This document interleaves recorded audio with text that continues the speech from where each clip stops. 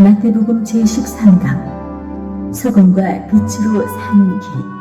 마태복음 5장 13절로 16절 말씀. 너희는 세상의 소금이니 소금이 만일 그 맛을 잃으면 무엇으로 짜게 하리요. 후에는 아무 쓸데없어 다만 밖에 버려져 사람에게 밟힐 뿐이니라. 너희는 세상의 빛이라. 산 위에 있는 동네가 숨겨지지 못할 것이요. 사람이 등불을 켜서 말 아래에 두지 아니하고 등경 위에 두나니 이러므로 집안 모든 사람에게 비치느니라. 이같이 너희 빛이 사람 앞에 비치게 하여 그들로 너희 착한 행실을 보고 하늘에 계신 너희 아버지께 영광을 돌리게 하라. 아멘. 아멘. 우리 잠깐 기도하겠습니다. 하나님 감사합니다. 무더운 날씨, 가장 더위가 절정인데 오늘 이 한 주를 시작하고 먼저 하나님 앞에 이 한 주를 맡겨드리는 주일에 예배 자리로 나온 성도님들을 하나님 축복하시고 늘 성령으로 충만할 수 있도록 인도하여 주시옵소서. 하나님 또 각 교육부서 여름사역에 물심양면으로 헌신하는 많은 분들이 계십니다. 하나님 이분들에게 은혜를 베풀어 주시고 하나님 늘 하나님 앞에 서는 귀한 삶을 살 수 있도록 도와주시옵소서. 농어촌 선교를 떠납니다. 모든 상황 가운데 모든 일정 가운데 하나님 주관하시고 은혜를 베풀어 주시옵소서. 예수님의 이름으로 기도하옵나이다. 아멘. 아마 이번 주 다음 주까지가 또 휴가들도 많이 가고 굉장히 무더운데 오늘 또 예배 자리에 나오신 우리 성도님들 진심으로 환영하고 축복합니다. 팔복을 이제 마치고 소금과 빛으로 사는 길이라는 제목으로 오늘 하나님 말씀을 같이 나누도록 하겠습니다.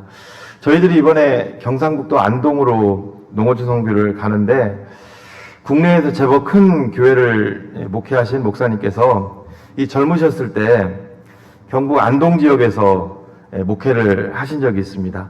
교회가 많이 어려웠다고 합니다. 근데 한 번은 교회에서 이제 그 목사님에게 부탁을 하나 하는 거예요. 교회가 좀 어려운데 목사님, 아마 협의를 한 거겠죠. 교회에서 좀 떨어진 그 학교 앞에 문구점 구멍가게가 이렇게 자리가 났는데 그 목사님께 목회를 하면서 주중에 그 구멍가게에서 문구점에서 이제 그 물건을 좀 아이들에게 좀 파시라고 아침에 하고 저녁 애들 나올 때 오후에만 잠깐 수고하시면 된다고. 그리고 남는 시간에 또 설교도 준비하시고 신방도 하고. 성도들이 그렇게 또 얘기를 하니까 어떻게 해요? 목사님은 또 사모님과 함께 순종하는 마음으로 그 학교 앞에 이제 구멍가게에서 이제 물건도 팔고 구멍가게를 이제 운영을 했겠죠. 운영하고 또 목회를 하는 거예요. 기도했다고 합니다. 우리 앞에 참새 한 마리도 떨어지는 것도 다 하나님의 뜻인데 이것도 하나님의 뜻으로 받아들이고 하나님, 이 문구점이 잘 돼서 앞으로 또 교회가 경제적으로 넉넉해졌으면 좋겠습니다. 문구점이 잘 될 수 있도록 도와주십시오. 결과는 어땠을까요? 문구점이 잘 안 되더랍니다. 안 되고 결국 목사님은 그 교회를 사임하고 나오시게 됐습니다. 그리고 그 후로는 일절 다른 것 안 바라보고 이제 다른 데 가서 오직 목회 쪽으로만 가셨는데 하나님께서 귀하게 또 그 길을 열어 주셨다는 얘기입니다. 사랑하는 여러분, 우리 성도들에게도 마찬가지입니다.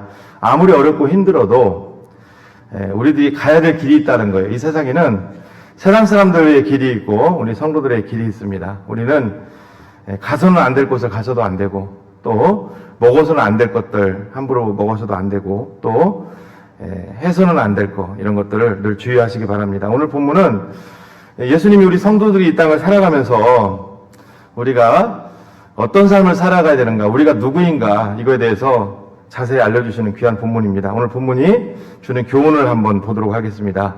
세 가지로 또 요약을 했습니다. 첫째, 같이 한번 읽어보겠습니다. 시작. 그리스도인들은 이 땅의 유일한 소망으로 부름을 받은 존재입니다. 여러분, 이 세상은 대통령이 잘해야 되고 지도자가 잘해야 되고 관료들이 잘해야 된다고 생각을 합니다. 그러나 표면적인 겁니다. 그거는 이 세상의 유일한 소망은 바로 예수 그리스도를 담고 있는 우리들인 줄로 믿습니다. 우리가 유일한 소망이에요. 우리가 유일한 소망입니다. 여러분, 지금 우주 바깥에 국제 우주 정거장이 있습니다. 우주 정거장에 있는 그 우주 비행사들이 숨을 쉬는 데 있어서 뭐가 유일한 소망이에요? 산소죠, 산소. 아무리 여러분 질소를 많이 갖다 주고 수소를 많이 갖다 준다고 해도 산소가 없으면은 10분 이상 살기가 힘든 게 사람입니다. 마찬가지로 이 세상에 유일한 소망은 바로 나라는 거예요. 내가 유일한 소망입니다. 이걸 여러분들 기억하십시오. 5장 13절을 다시 한번 보시면요. 너희는 세상의 소금이니 소금이 만일 그 맛을 잃으면 무엇으로 짜게 하리요. 후에는 아무 쓸데없어 다만 밖에 버려져 사람에게 밟힐 뿐이니라. 여기 중요한 단어가 나오는데 너희는 세상의 소금이라는 거예요. 너희는 교회의 소금이 아니라 어디의 소금이라고요? 세상의 소금이라고. 이걸 여러분들이 잘 여러분들이 각인하셔야 돼요. 여러분, 우리는 하나님께 교회의 소금으로 부름받은 자들이 아니에요. 우리는 세상의 소금입니다. 가끔 이런 분들을 보고 마음이 아플 때가 있어요. 뭐냐면 교회에서 직분도 받고 봉사도 열심히 하고 열심히 섬겨요. 그런데 가끔 들려오는 소리를 보면 그 안 믿는 사람들이 세상에 그분을 막 욕하는 것을 보게 돼요. 저런 분 처음 봤다. 교회 다니는 거 맞냐? 뭐 돈밖에 모른다. 자기 이익밖에 모른다. 교회에서는 열심히 신앙생활 한단 말이에요. 많은 사람들이 존경하고. 밖에서는 세상 사람들이 굉장히 안 좋게 평가를 한단 말이에요. 혹시 우리 교회에 그런 분들이 계시다면 우리가 이 말씀을 좀 잘 마음에 담으셨으면 좋을 것 같아요. 우리는 교회의 소금으로 부른 자들이 아닙니다. 세상의 소금이라는 거예요. 여러분, 세상의 소금이라는 의미는 이 정체성을 말해주는 겁니다. 소금이 하는 역할이 많이 있어요. 뭐 생명의 또 귀한 원천이 되기도 하더라고요. 소금이 하는 역할이 많이 있는데 그 중에서도 오늘 본문은 두 가지 역할의 의미를 부여하고 있습니다. 먼저는 맛입니다. 맛. 하나님 우리를 세상의 소금이라고 하는 것은 맛이라는 거예요. 참 신기합니다, 여러분. 이 세상에는 음식을 만들 때 소금이 반드시 들어가야 됩니다. 근데 재밌는 거 알려드릴까요? 참 하나님이 얼마나 신묘막직하시냐면 우리나라 같은 경우는 소금을 채취할 때 어디서 채취합니까? 바다에서 채취하죠. 근데 네팔과 같은 나라는 바다가 없어요. 바다가 없는 나라는 그럼 어떻게 할까요? 이웃 나라들이 다 봉사를 해버리면 나라를 봉쇄하면 소금만 먹으면 죽는데 소금이 생명의 원천인데 근데 하나님은 신기하게 그런 경우는 땅에서 소금을 채취하도록 하셨어요. 땅에서. 그걸 암염이라고 부릅니다. 암염. 여러분 유럽 뭐 터키라든가 이스라엘이라든가 유럽의 여러 나라들 볼리비아 뭐 네팔 이런 나라를 보면 특히 내륙 국가들 신기하게 하나님이 들어보시죠. 소금 광산이라고. 땅을 파면은 소금이 엄청나게 많이 들어있어요. 그걸 암염이라고 부릅니다. 암염. 그걸 가지고 이제 똑같이 쓰는 거예요. 여러분, 하나님은 이런 거 하나만 보더라도 참 신기하지 않습니까? 바다가 있는 나라에서는 바다에서 채취하게 하시고 바다가 또 없는 나라들, 네팔과 같은 나라들은 암염이 풍부한 거예요. 소금의 특징, 맛을 내는 거예요. 맛을 내고 또 소금의 또 특징 중에 중요한 게 뭘까요? 부패를 방지하는 거죠. 그 바닷물의 소금은 여러분 3%가 되지 않습니다. 근데 그 3%의 소금이 바닷물의 신선도를 유지해 준다고 합니다. 제가 그 바닷물을 보면서 이거는 제가 체험을 해봤는데 예전에 기근이 이제 제가 시골에서 자랐잖아요. 기근이 심했을 때 저수지물이 많이 말랐던 적이 있습니다. 그때 이제 물고기를 잡으러 많이 들어갔거든요. 그런데 그때 느꼈던 게 뭐냐면 물고기 이렇게 잡으면서 저수지 바닥에 그 진흙이 막 되게 냄새가 많이 심하다는 거예요. 이게 썩어 있더라고요. 근데 바다에서 뭐 해삼이나 이런 거 잡을 때 저도 바닷가에 있으니까 잠수해서 들어가 보면 똑같은 그 흙인데 썩어 있지 않아요. 이게 소금 때문에 그래요. 소금. 그러니까 소금은 맛을 내는 거고 소금은 부패를 방지한다는 거예요. 여러분, 근데 중요한 게 있어요. 금을 보십시오. 금이 금광석으로 있을 때는 그 존재 가치가 없어요. 그렇죠? 여러분, 우리나라도 지금 이 한반도에 여러분 금이 어디에 묻혀 있어도 금광석으로 있을 거 아닙니까? 그런데 그게 밖으로 끌어올려지지 않을 때까지는 그 정체성이 의미가 없다고요. 근데 끌어올려져서 재련을 해가지고 그게 다른 걸로 만들어질 때는 정체성이 부여가 되는 거죠. 우리도 마찬가지라는 거예요. 오늘 말씀을 통해서 너희는 세상의 소금인 이를 제자들에게 주신 말씀이 아니라 우리에게 주셨다는, 우리가 소금이라는 거예요. 소금. 우리는 교회에서만 머물러서도 안 되고 이제는 세상에 나가서 소금으로서의 역할을 해야 된다는 거예요. 맛을 내고 세상의 썩어짐을 방지하는 그 역할을 하라는 거예요. 이게 소명이죠. 이게 나의 정체성을 깨닫는 거죠.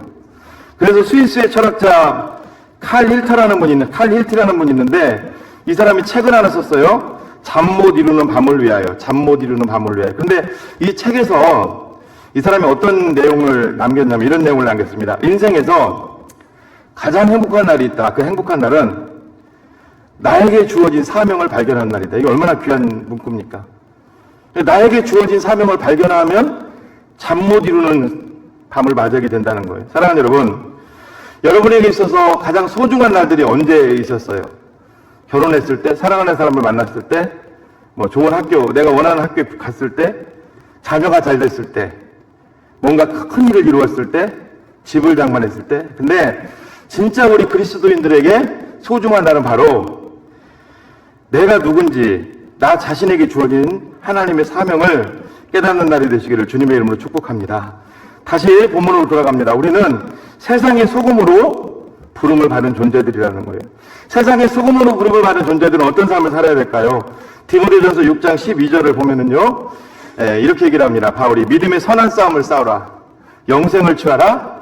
이를 위하여 내가 부르심을 받았고 많은 증인 앞에서 선한 증언을 하였도다. 우리는 이 땅 가운데서 믿음의 싸움을 계속 해야 된다는 거예요. 믿음의 길을 마귀는 막아서려고 계속적으로 우리를 힘들게 합니다. 그러나 믿음의 길로 가라는 거예요. 두 번째는 영생을 취하라. 여기서 말하는 영생은 영원히 사는 것보다 영원한 것에 가치를 두라는 겁니다. 사랑하는 성도 여러분, 우리 자녀들이 지금 주일학교에서 예배를 드리고 있습니다. 안 보는 것 같아도 자녀들은 여러분들을 다 보고 있을 거예요. 여러분들이 돈에 가치를 두면 자녀들도 결국은 돈에 가치를 주는 사람이 될 겁니다. 그러나 여러분들이 하나님께 가치를 두면 자녀들도 하나님께 가치를 두는 사람으로 자라갈 줄로 믿습니다. 이번에 이 주일학교, 이번에 그 성경학교와 수련회를 우리 맞이하면서 교회에서 우리 아이들에게 원하는 것은 하나예요. 이 세상은 소유를 계속 추구하지만 우리는 하나님을 추구하는 삶을 살라는 거예요. 그러기 위해서는 하나님을 인격적으로 만나야 되겠죠. 사랑하는 성도 여러분, 이 세상이 지금 많은 어려운 가운데 있습니다. 우리 그리스도인들도 세상을 향해서 세상이 썩었다고 얘기를 해요. 뭐 정치가 썩었고 뭐가 어떻고. 그런데 여러분 잘 생각해 보셔야 됩니다. 이 세상의 소망은 정치인이 아닙니다. 이것을 우리 한국을 통해서도 하나님이 너무나 많이 깨닫게 해주셨어요. 대통령이 새롭게 될 때마다 우리는 굉장히 뭔가를 원하죠. 굉장히 기대치를 걸죠. 또 정치인들이 새로 바뀔 때마다 국회의원들이 굉장히 기대치를 겁니다. 그러나 여러분, 세상의 소망은 바로 우리들인 줄로 믿습니다. 우리가 하나님께서 맡겨진 자리에서 소금의 역할을 우리가 잘할 때 이 세상은 더욱더 살만한 세상이 될 줄로 믿습니다. 그리고 이 세상은 더욱더 부패하지 않는 그런 세상이 되어갈 줄로 믿습니다.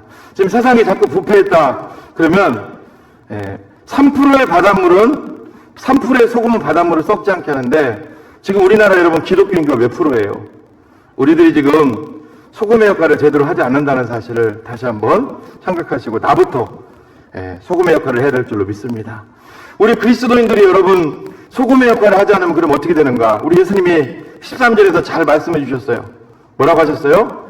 버려지게 되고 사람들에게 밟힌다. 이게 굉장히 정답인 것 같아요. 자, 저도 보십시오. 제가 아까 암염 얘기를 했습니다. 이스라엘은 암염을 채취를 해요. 근데 암염은 바다에서 채취하는 천일염과는 좀 달라요. 이 소금기가 휘발되는 게 있어요. 휘발되면 먹어봐도 소금으로서의 그 역할을 못하는 거예요. 그런 경우는 이 그 길가에 버려가지고 오히려 그 땅을 갖다가 좀 딱딱하게 만드는 용도로 쓰였다고 합니다. 그래서 사람들이 밟고 다니는 거죠. 우리도 마찬가지예요. 사랑하는 여러분, 목사가 목사일지에 서 있지 않으면 결국은 밟히는 인생이 될 거예요. 성도님들이, 장로님들이, 우리 안수 집사님, 권사님들이 하나님이 주신 위치에 서 있지 않으면 더 자유로운 인생이 되는 것이 아니라 사람들에게 밟히는 인생이 될 줄로 믿습니다. 여러분, 하나님은 말씀을 통해서 우리에게 말씀합니다. 말씀만큼 정답이 없어요. 오늘도 우리가 어렵고 힘들지만 정말 주님을 위해서 나아가시는 저와 여러분들 되시기를 바랍니다. 어제 농어촌 선교 이제 그 가이드북이 나와가지고 한번 쭉 보면서 여러 생각들을 제가 한 적이 있어요. 정말 우리 교회 성도님들, 많은 성도님들 중에 교육자들보다 훨씬 나은 분들이 참 많으시구나. 무슨 얘기냐면 며칠 되지도 않는 그 휴가를 농어촌 선교, 주일학교 아이들 성경학교에 투자하시는 분들이 꽤 있습니다. 저는 그분들을 보면서 정말 이분들이 예수님을 따르는 인생이 아닌가 많은 생각들을 해보게 됩니다.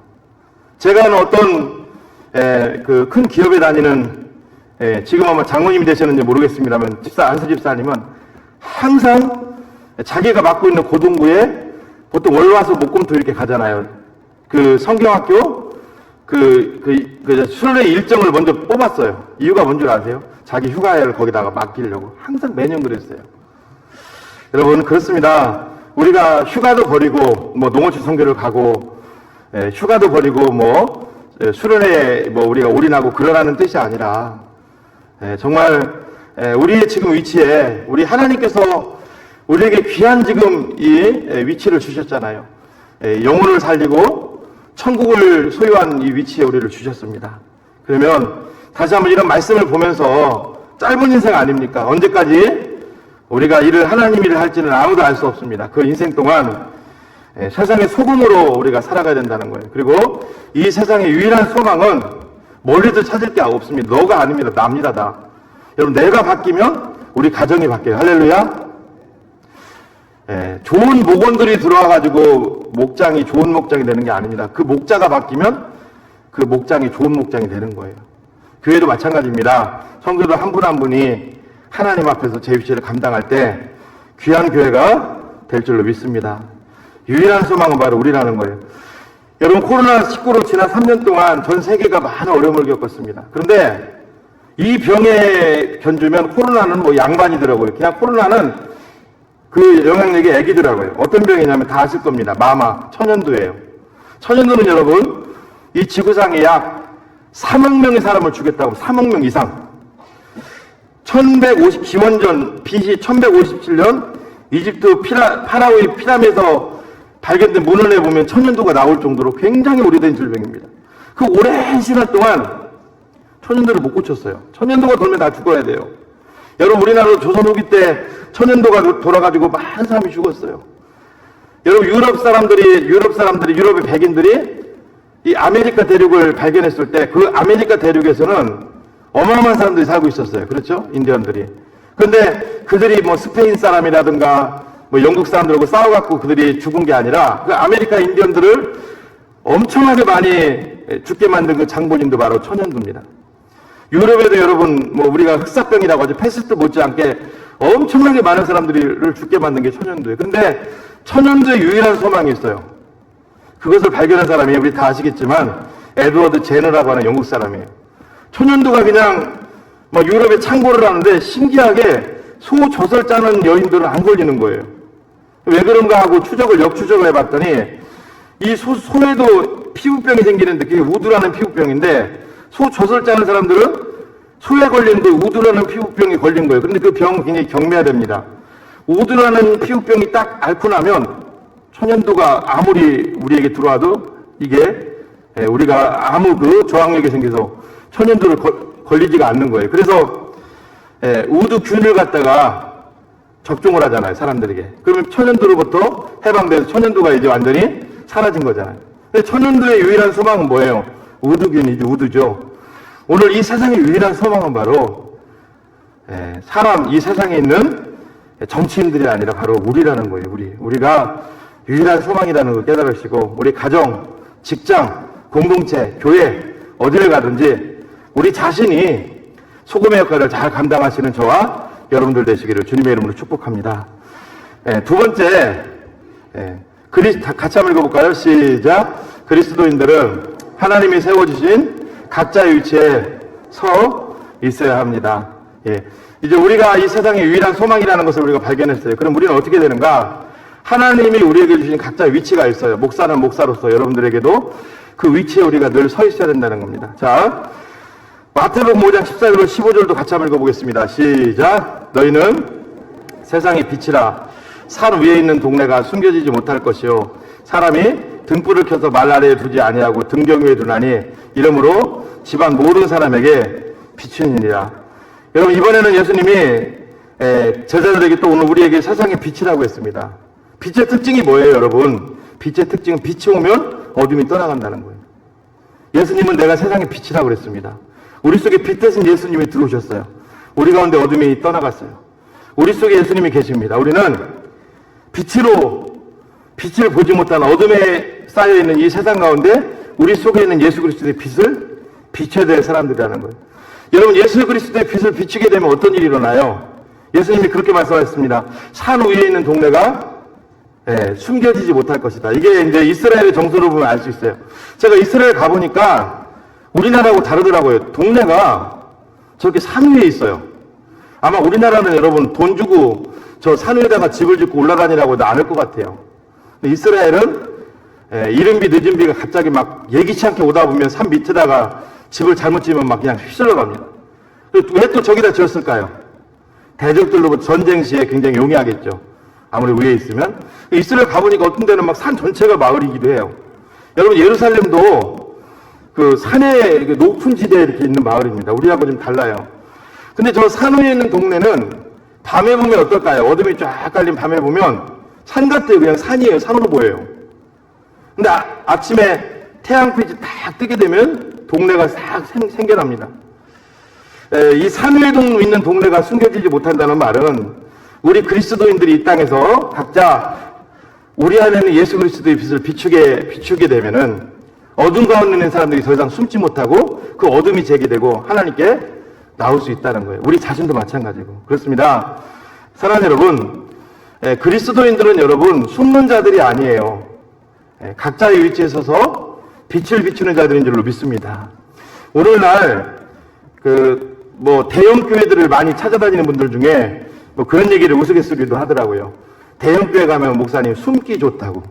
교회가 워낙 크기 때문에 저 한 명 가도 표가 안 된다는 거예요. 근데 그건 바른 것은 아니죠. 우리는 이 땅 가운데서 빛을 비추는 자들이죠. 자, 그 예수님이 계속해서 뭐라고 말씀하시냐면 사람이 등불을 켜서 말 아래에 두지 아니하고 등경 위에 두나니 이러므로 집안 모든 사람에게 비춘다고 했습니다. 여러분, 여기서 말하는 말은 타고 다니는 말이 아니에요. 우리 시골에서도 보면 말로 이제 쌀 막 이렇게 채워갖고 옛날 팔고 했잖아요. 근데 이스라엘 말도 똑같아요. 8에서 9리터 정도 되는 저는 그릇입니다. 이 말 아래 둔다는 게 그냥 말 밑에다 둔다는 그런 표현이 아니라 저게 이제 좋은 표현 같아요. 그러니까 불을 켰어요. 말이라든가 저는 그릇으로 덮어버리면 어떻게 돼요? 산소가 고갈되면서 불이 꺼지겠죠. 그렇죠? 만약에 저것처럼 산소가 조금씩 들어오면 저기 안에만 밝게 하겠죠. 근데 예수님은 불을 켜가지고 저 말 근처 말 아래에 두지 않는다는 거예요. 그럼 어디에 두느냐? 등경 위에. 등경은 저기 등경입니다. 등경이 뭐냐면 등잔 받침대예요. 나무로 됐어요. 나무로. 예전에 그 이스라엘에서도 저렇게 이스라엘 썼던 저 등잔 받침대인데 지금 저게 고대 유물로 발견이 잘 안 된다고 합니다. 이유가 뭐냐면 저게 나무다 보니까 다 썩은 거예요. 오랜 시간 동안. 저게 시리아에서 나온 거거든요. 보존이 건조한 지역에서 썩지 않고. 그러니까 저 등잔 받침대 위에다가 불을 올린다는 거예요. 비출 거 아닙니까? 제가 우리나라로 말하면 저 등잔. 그러니까 뭘 얘기하는 거예요? 예수 그리스도를 믿는 자들은 여러분 숨으면 안 된다는 거예요. 위치를 떠나면 안 된다는 거예요. 믿습니까, 여러분? 우리 각자의 위치가 있는 줄로 믿습니다. 각자의 위치가 있어요. 성가대원은 성가대원으로 교회에서 각자의 위치가 있어요. 교회가 어떤 곳이에요, 여러분? 평신도들이 계속 그냥 이 땅을 떠날 때까지 그냥 예배만 드리다 가는 곳이 아니라 교회에서 여러분들이 어느 정도 되면 훈련도 받으시고 또 훈련을 받으면서 각 부서로 이동하셔서 거기서 쓰임받고 마음껏 그게 위치예요. 거기서 쓰임받다가 우리가 하나님 앞에 가는 거예요. 그 위치를 떠나면 안 된다는 거예요. 사랑하는 여러분, 오늘날 한국의 이 기독교, 오늘날 또 나라가 많이 어려운 이유가 뭘까요? 분명히 하나님은 이 민족 가운데 많은 그리스도인들을 주셨어요. 그런데 각자 위치에 서 있었는데 위치를 떠나버리는 거예요. 집사는 집사 위치를 떠나고 목사는 목사 위치를 떠나고 장로는 장로 위치, 권사는 권사 위치를 떠나는 거예요. 그러면은 더 이상 각자의 위치가 서 있어야 되는데 빛을 밝힐 수가 없겠죠. 여러분, 빛이 밝혀지지 않으면 당연히 어둠이 올 수밖에 없습니다. 최근에 저희 교회에 캄보디아, 스리랑카 이런 데서 선교사님들이 많이 오셨어요. 예전에 있을 때는 일본에서 선교사님이 들어오셨어요. 그분들하고 대화를 하면서 느꼈던 게 뭐냐면, 그 어려운 나라들, 그 못 사는 나라들의 특징이 뭐냐면, 일단 기독교인들이 거의 없어요. 기독교인들이 없다 보니까 빛이 없겠죠. 그러다 보니까 부정부패가 너무나 만연한 거예요. 부정부패가. 국민들이 정부를 못 믿어요. 다 돈으로 그러니까 올바르게 판단을 받고 싶어도 믿지는 못하는 거예요. 심지어 목사님, 어떤 나라는 은행도 못 믿는데, 은행도 언제 어떻게 될지 모르기 때문에. 그래도 돈을 갖다가 잘 이렇게 집에서 보관하든가 아니면 금 같은 걸로 바꿔서 보관하든가 그 얘기를 하더라고요. 여기 일본 보세요. 일본. 우리가 볼 때 일본이 굉장히 잘 사는 것처럼 보이죠. 일본의 성교사님이 뭐라고 하셨냐면, 일본은 기독교인과 일본이 거의 없대요. 근데 영적으로 너무 일본이 혼탁하대요. 별 신을 다 섬긴대. 별 신을. 집집마다 다 그 신을 섬기는 우상단지가 다 있대요. 한 번은 택시를 탔는데 택시 기사한테 복음을 전했대. 예수님 믿으시라고. 근데 너무 좋아하는 거예요. 왜 그런 줄 아세요? 자기가 섬기는 신이 막 100가지가 넘는데 예수라는 신이 한 가지가 더 추가가 됐어요. 그러니까 부유한 느낌을 받는 거예요. 너무 행복해 하더래요. 아유, 그럼 믿어야죠. 네. 가봤더니 별 집에 갔다가 예수님 십자가도 걸어놓고 다 그냥 굴비 엮어놓듯이 다 놓고 그 앞에 절하고 온갖 복을 다 받아야 되니까. 우리로 말하면 거기 불교, 유교, 그 이슬람교 다 굴비 엮듯이 해놓는 거예요. 네. 그래서 너무 행복한 거예요. 이런. 우리 기독교인들이 불쌍한 거예요. 우리는 하나밖에 안 믿으니까 쫙 굴비역듯이 해놓고서 온신 남녀 호랑갱교 그러면서 그렇게 행복하더라는 거예요. 여러분, 일본 사람들 그거 아세요? 세계에서 성경을 굉장히 많이 읽기로 이름난 사람들이에요. 왜? 다 읽는, 불경도 읽고 다 읽는 거예요. 왜 그럴까요, 여러분? 기독교인이 없으니까 그런 어둠에 사로잡혀 살 수밖에 없다는 거예요. 사랑하는 성도 여러분, 우리는 이 14, 15절을 보면서 내 위치에 지금 공고히 하고 있는가? 늘 우리 자신을 점검해 보십시오. 할렐루야. 내 위치에 공고히 하고 있는가? 여러분, 모든 것은 제가 보니까요, 제 위치에 있을 때 아름다워요. 귀해요. 제가 설교할 때 제 입속에 뭐가 들어있어요? 침이 들어있죠. 근데 침은요, 제 입속에 들어있을 때는 소중한 거예요. 그렇죠? 소중한 겁니다. 밥도 먹을 수가 있고요. 근데 제가 설교를 하는데 침이 질질 흐른다고 생각해 보세요. 이탈을 하면 그때부터 지저분해지는 거예요. 여러분, 우리 가래하면 떠올릴 때 어때요? 안 좋잖아요, 가래. 근데 여러분, 가래가 하는 역할이 굉장히 큰 거 아시죠? 다 누구든지 그 가래가 있으면서 먼지라든가 이런 게 들어올 때 그게 폐로 들어가지 않도록 다 잡아준다고. 굉장히 소중한 겁니다, 가래가. 그래서 우리가 여러분, 먼지 많이 낀고 가면 막 가래가 막 나오잖아요, 그죠? 그 얼마나 소중한 거예요. 그런데 그 가래가 밖으로 나오는 순간 더럽죠. 여러분, 우리 몸속에 또 귀중한 것 중 하나가 뭐예요? 피죠, 피.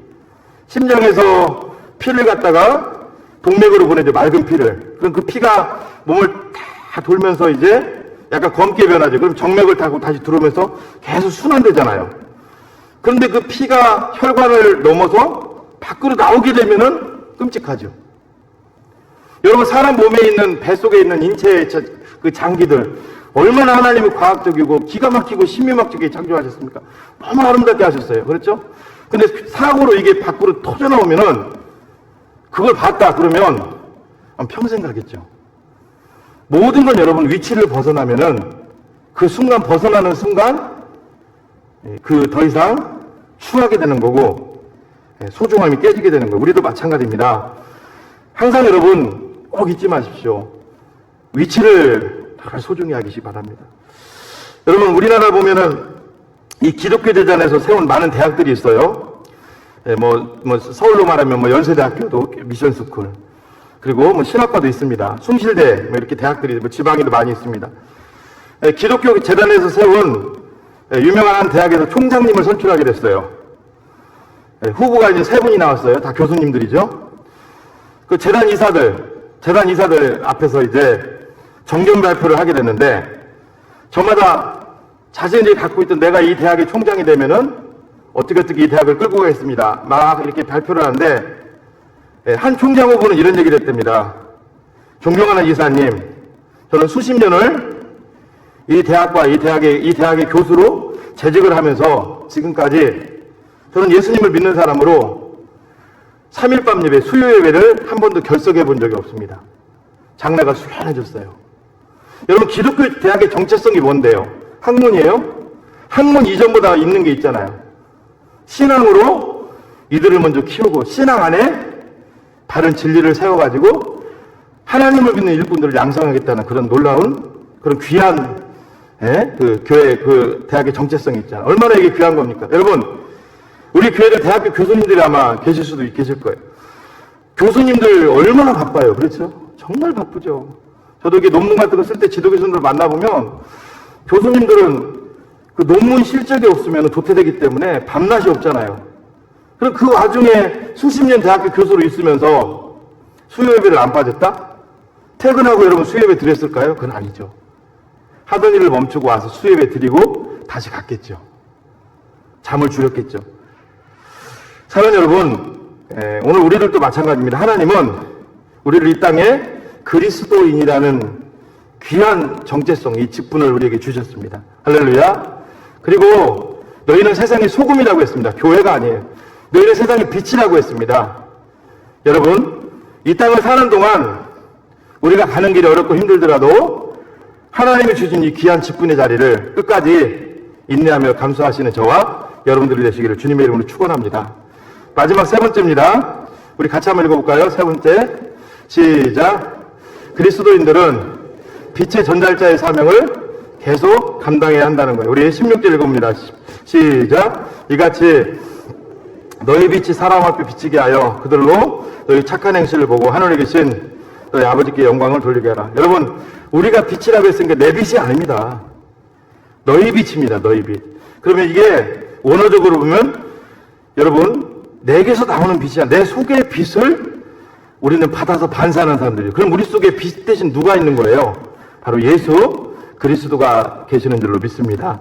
그래서 요한복음 8장 12절 읽어볼까요? 시작. 예수께서 또 말씀하여 이르시되 나는 세상의 빛이니 나를 따르는 자는 어둠에 다니지 아니하고 생명의 빛을 얻으리라. 우리는 여러분 스스로 빛을 발산할 수 없는 사람이에요. 내 속에 있는 예수님의 빛을 세상에 마음껏 밝혀주려 부름받은 자들이에요. 근데 여러분 보십시오. 내 속에서 예수님이 아무리 빛을 밝혀도 우리가 죄악으로 내 생각으로 내 의지로 내 중심적으로 막아버리면 빛이 나갈 수가 없겠죠. 우리는 빛 대신 그리스도의 빛을 마음껏 발산할 수 있는 축복의 통로로 살라는 거예요. 이것을 여러분 시편 기자는 36편 9절에서 이렇게 얘기를 했습니다. 같이 한번 읽어볼까요? 시작. 진실로 생명의 원천이 주께 있사오니 주의 빛 아래서 우리가 빛을 보리이다. 그렇습니다. 사랑하는 여러분, 우리는 이 세상에서 빛으로 살 사람들이에요. 주님께로부터 빛을 받아서 그 빛을 비추는 거예요. 반사시키는 거예요. 빌립보서 2장 15절에서 이런 얘기를 했습니다. 이는 너희가 흠이 없고 순전하여 어그러지고 거스르는 세대 가운데서 하나님의 흠없는 자녀로 세상에서 그들 가운데 빛들로 나타내라. 그렇습니다. 빛된 삶을 살기 위해서는 먼저 우리가 예수 그리스도를 의지해야 되겠죠. 흠이 없다는 것은 내 흠이 아닙니다. 주님을 늘 의지하고 그분의 의를 전가받아서 죄악을 회개하고 하나님 앞에 정결함으로 나갈 때 우리는 이 빛의 사명을 감당할 수 있다는 거예요. 오늘도 하나님께서 우리 가운데 빛으로 우리를 부르셨다는 사실을 꼭 기억하십시오. 여러분, 우리가 어떻게 하면 빛된 삶을 살 수 있을까? 지난번에 쭉 살펴봤던 마태복음 5장 3절에서 8절까지 보면 팔복을 통해서 예수님이 우리에게 알려주셨어요. 심령이 가난한 자, 온유한 자, 그렇죠? 화평케 하는 자. 그 삶을 계속적으로 우리가 살라는 거예요. 1980년대 초에 한국의 많은 목사님들이 미국을 방문하는 것을 소망으로 여겼다고 합니다. 미국에 가서 한인들한테 설교도 하시고 또 교회들을 탐방을 하는 거예요. 교회 탐방자 미국에 이제 가서 미국 교회들을 보면서 또 한국 교회 적용도 하는 거죠. 서울에서 교회를 개척해서 목회를 잘하던 한 목사님이 계셨어요. 이 친구들이 미국에 가는 걸 보니까 본인도 가고 싶어지셨어요. 근데 문제는 다른 사람들 어떻게 나봤더니 초청받아서 가는 거예요. 근데 내가 가고 싶다고 하면 교회에서 자리를 몇 주간 비워야 되는데 설교를 세워야 되고 쉽지가 않잖아요. 초청을 받아야 되는데 또 초청해 줄 수 있는 미국의 교회들 아는 것도 아니에요. 고민하다가 동기생들 모임이 있어가지고 한번 갔답니다. 방법이 없겠냐고. 그랬더니 동기들 하는 소리가 동기 뭐 한 명인가 몇 명이 방법이 있다고 브로커가 있는데 중개인이죠. 브로커가 있는데 미국에 그 사람에게 100만 원을 주면 초청장을 다 만들어서 한국으로 보내올 거라고 그거 가지고 가면 된다고. 목사님은 이런 지하에 거절했다고 합니다. 그렇게는 안 간다고. 목회에만 그리고 전념을 했어요. 교회는 점점 부흥이 됐고 목사님이 신실하다고 소문이 났습니다.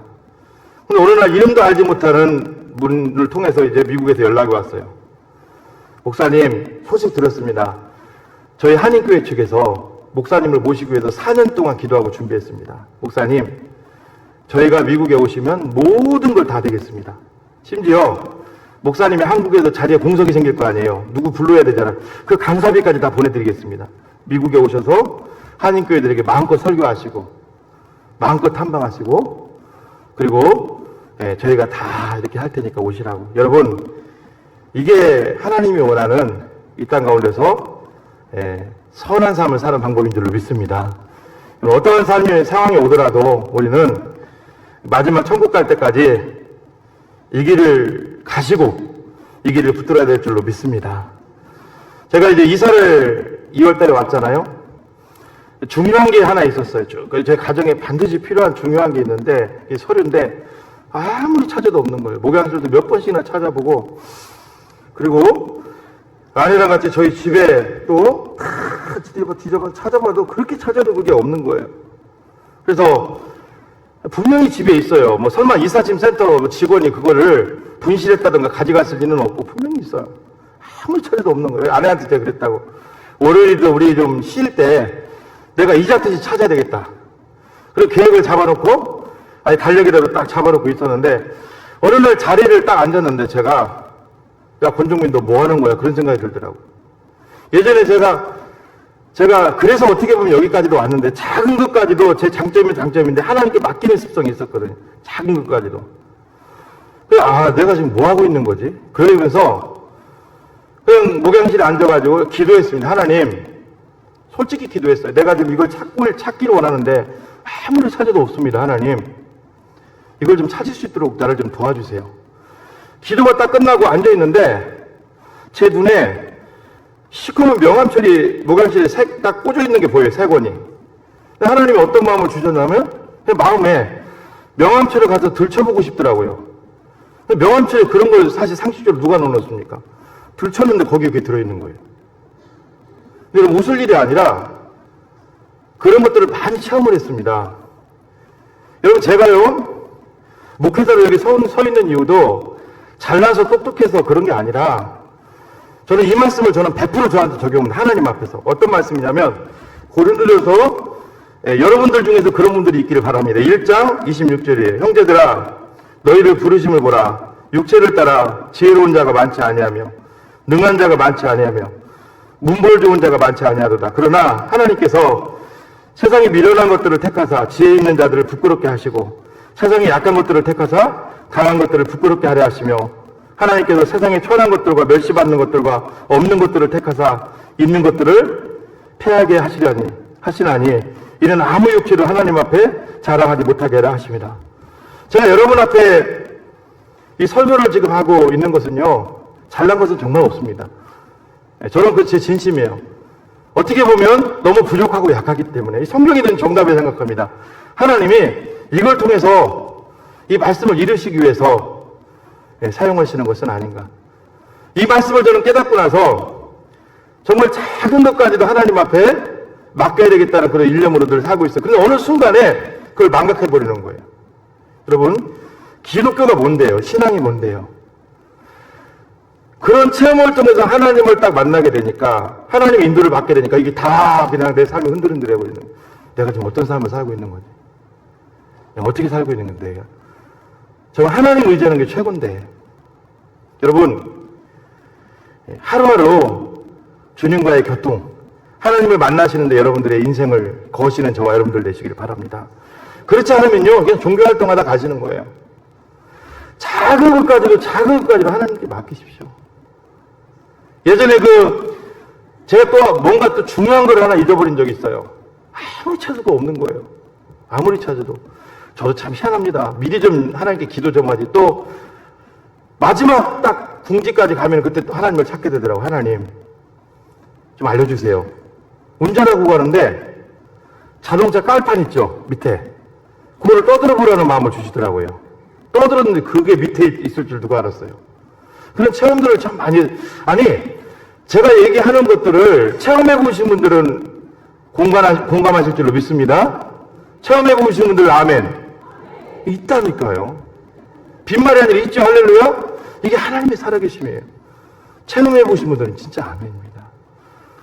저는 오늘도 이 설교를 통해서 내 자신을 내려놓으시고 오직 우리 안에 계신 예수 그리스도를 의지하십시오. 바울 고백처럼 고린도서 4장 20절에 하나님의 나라는 말에 있지 않고 오직 능력에 있다고 했습니다. 여러분, 이 세상은요, 세상의 가치를 붙들게 합니다. 그러나 우리는 그렇지 않아요. 우리 속에 있는 착한 일을 시작하게 하신 그리스도께서 마지막 그리스도의 날까지 우리를 사용하실 거예요. 할렐루야. 오직 주님만 의지하십시오. 말씀을 마칩니다. 과거 1999년도 메이저리그에서 유명세를 떨쳤던 LA다저스 박찬호 선수 아시죠? 나중에 텍사스로 갔죠. 박찬호 선수가 이 메이저리그에서 야구를 하는데 상대 선수가 욕을 했단 말이에요. 그러니까 많은 관중들이 보는 앞에서 우리 다 할 거야. 2단 협차기로 막 제압을 했어요. 그것 때문에 퇴장도 당하고 징계까지 받았습니다. 근데 박찬호 선수는 눈 하나 깜짝 하지 않았어요. 기자가 물었습니다. 어떻게 그런 행동을 했냐고. 뭐라고 하는지 아세요? 여기 우리는 아시안 사람이기 때문에 이 바닥에서 살아나려면 어쩔 수 없습니다. 약하게 보이면 끝장입니다. 여러분, 그러나 우리는 다르죠.